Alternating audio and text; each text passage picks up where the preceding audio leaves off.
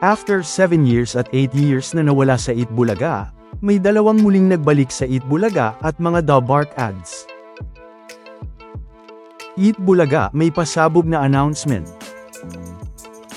Isang pasabog na naman nga ang nangyari sa Eat Bulaga ngayong Huwebes, April 9, 2026, na kung saan ay una nang nagbalik ang isa nga sa mga member ng That's My Bay ng Eat Bulaga, na si Joel, na bumisita nga sa Eat Bulaga bilang isang secret agent sa segment na The Age is Right.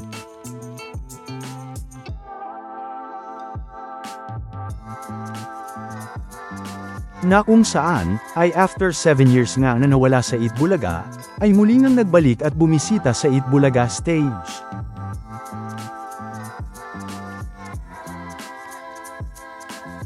Na mababasa pa nga dito na, That's My Bay, also known as EB Bays, TMB or Trops, was a Filipino dance group formed in the That's My Bay, Twerk It dance contest segment of the noontime variety show Eat Bulaga, and officially debuted on August 24, 2015, and officially disbanded in May 2019. The group is composed of 6 members, Kim Last, Kenneth Medrano, Joel Palencia, Tommy Peñaflor, John Timmons and Miggy Tolentino. In an interview with Palencia, one of the group members, he reiterated how grateful the group was to APT management and Eat Bulaga. He said, the dance group was not terminated from the noontime show. As the year of 2019 unfolded, there were several segments on the show, where the group was not needed. The exposure of the group dwindled down with time, as they continued to appear as guest stars in the noontime show. In May 2019, the group was officially disbanded. Na talaga namang isa nga sa mga naging tatak Eat Bulaga noon, at palaging trending.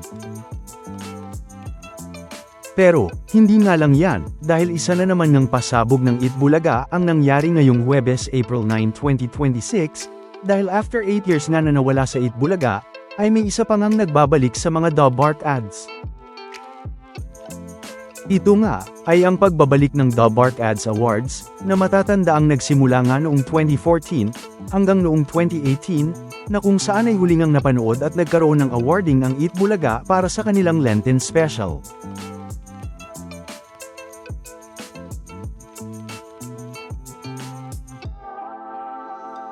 Na mababasa nga dito na, the The Bark Ads Awards are an annual recognition ceremony held by the Philippine noontime show Eat Bulaga, to honor the best performances and stories in their Holy Week special presentations. The awards recognize outstanding acting and storytelling, with special categories added in later years like Hugot Line of the Year. Pero, ngayong 2026 nga, ay muli nga itong nagbalik, na kung saan ay inanunsyo nga ito ni Bossing Vic Soto sa Eat Bulaga sa segment na Sugod Bahay Mga Kapatid, na kung saan ay tinawag naman nga itong Lenten Special Awards 2026. Na kung saan ay makikita na rin nga ito sa website na patungkol sa Eat Bulaga, na mababasa ngang, after 8 years and due to its insistent public demand, the annual award ceremony returns via a new name Lenten Special Awards.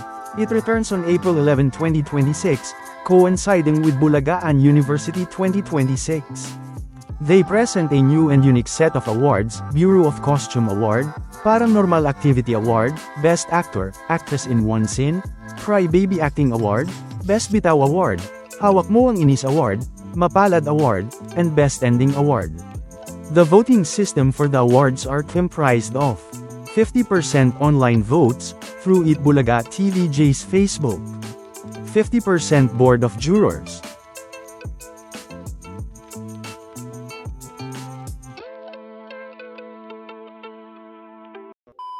Welcome back mga ka-highlights.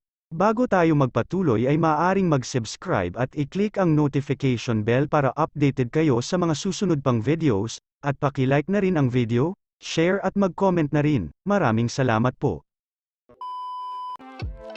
Na isa nga sa dapat abangan sa darating na Sabado, April 11, dahil matagal na ngang maraming nagre-request na ibalik ito ng Eat Bulaga, magmula pa nga noong 2023. Na kung saan ay may 8 awards ngang paglalabanan dito ang mga nominadong The Bark ads. Una na nga dito ay ang Bureau of Costume Award, na kung saan ay ang mga nominado nga dito, ay sina Miles Ocampo, Mayor Jose Manalo, Maine Mendoza, at Paulo Ballesteros. Para naman sa Paranormal Activity Award, ay ang mga nominado naman dito ay ang mga clones na sila Roel Carino, Dominador, Arman, at Daryl Shane. Ang mga nominado naman sa Best Actor, Actress in One Scene, ay sina Yul SQKZ, SQ Sam, Bob, June Ryle, at Lucky Robles. Ang mga nominado naman para sa Cry Baby Acting Award, ay sina SQ Ann, Karen, at ganun na rin si Maine. Para naman sa Best Bitaw Award, ay ang mga nominado naman ay sina Miles Ocampo,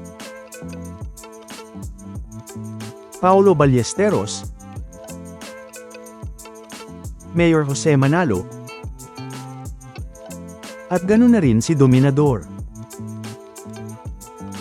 Para naman sa Hawak Mo Ang Inis Award, ay nominado naman dito sina Ian Red, Ryan Agoncillo, Miles Ocampo,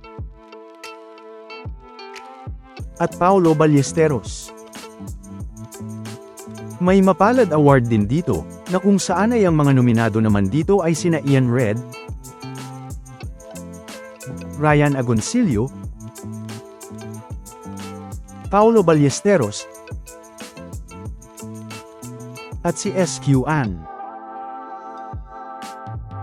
At ang huling award naman na paglalabanan dito ay ang Best Ending Award, na kung saan ay ang mga nominado naman dito ay ang para sa Holy Monday na The CEO Reveal.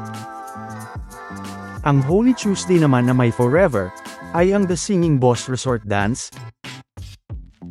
At ang para naman sa Holy Wednesday na Bahay Aruga, ay ang Marisa in 2060. Na kung saan ay ang voting nga dito ay kasama nga tayo, na kung saan ay pwede ngang mag-like sa mga gusto nyong ibotong The Bark Ad sa iba't ibang mga category sa Facebook page ng Itbulaga.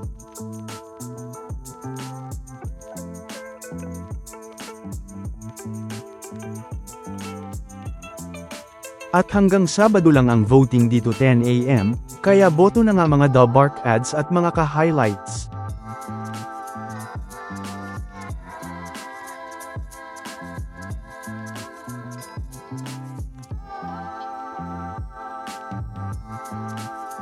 Samantala, ano naman ang mga masasabi nyo patungkol sa mga napag-usapan natin sa video na ito?